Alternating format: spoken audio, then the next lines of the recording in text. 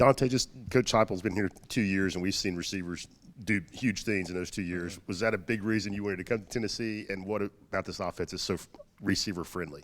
I definitely say that's a big reason for why I came here. And I say the biggest part about this offense being receiver-friendly is the fact that Coach Heupel wants to throw the ball. Like, if you look back and see, he threw the ball most of the time throughout his first 2 years. That's the most any head coach or offensive-minded coach threw the ball, at least in 2 seasons. So you can see if you're a receiver, it's be the best place for you to be. Dante, when you were looking at Tennessee, was Jalen Hyatt part of the pitch that they gave you, and how much did that, the way they used him and the way he played last season, that influence anything else? I'd say that it was a part, because you can see like how he performed in the offense, and with me coming in, they looked at me as a person to come in and be in that same role, so that had a big part in me coming here.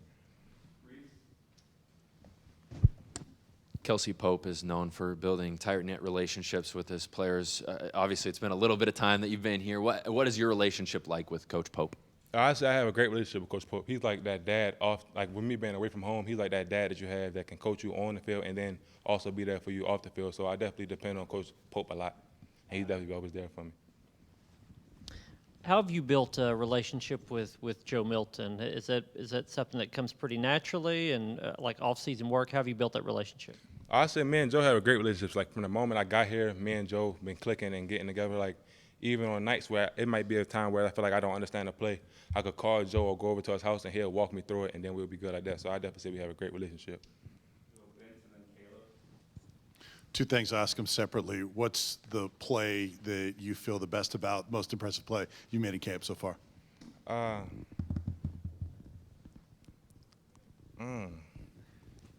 I'll say I had a deep ball, like I think 2 practices ago.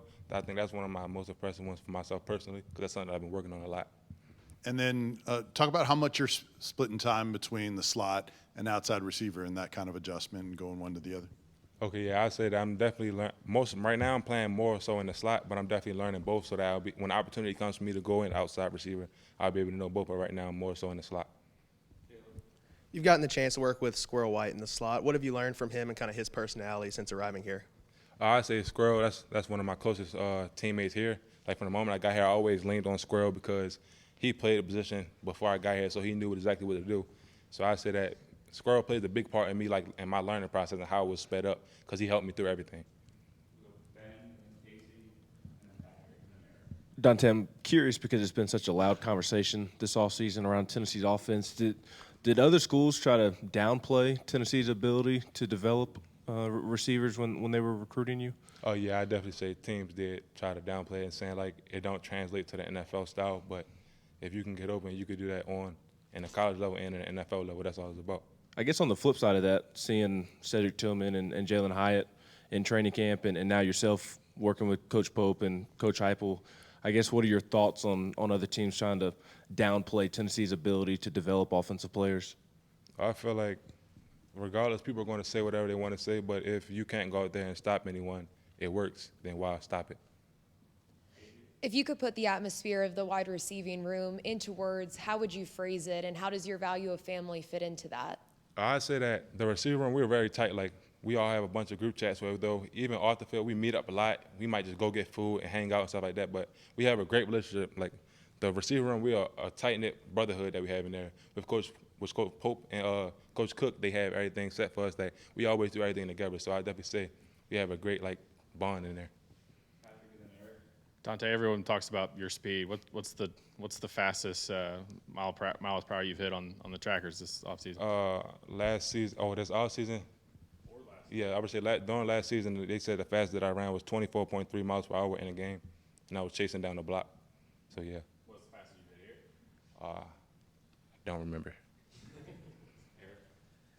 Dante, it feels like the receiver room, at least you four up front, you guys all kind of bring something different to the table, do things, each have different strengths. Do you see it that way, and what do you think about this room stacked up against some other rooms around the conference in the country in terms of being good? I definitely feel like we have a great receiver room. In my opinion, we have the best receiver room in the nation, and my reason behind that is because even if we have a group of people that's going to be starting, our first, second, and third group can go in there and there won't be any drop-off. Like, each receiver in that room knows exactly what to do, so it's no – like, if anybody's on the field, we know we can depend on them. So we already good. Dante, you've always been a talented guy, I guess. And what is it that makes you confident this year is going to be kind of your breakout year? Is it just kind of as simple as you having the opportunity in this offense, or how much better do you feel across the board about just what you can do this year? Oh, I feel a lot better, I'd say, from like my past 2 years. Over my past 2 years, I was gaining a lot of confidence in myself and my game. And now with me having a coaching staff that I feel really believe in me, that I'm actually great and can do it, that motivates me more to work even harder. So I feel like this is definitely the year for me. Coach Halsey was talking about how you came in here and you wanted to know the why and you put in the work. You didn't just come in here just trying to get by to do things. Where did that come from? How did that sort of develop for you to be able to apply that here? So like I said with the last question, my freshman year, it was a COVID year, and I played behind a bunch of dudes, and I struggled with the playbook. So I told myself, in order for me to get on the field my next year, I need to know everything in the playbook. So I kept that mindset my second year, and the same with this year.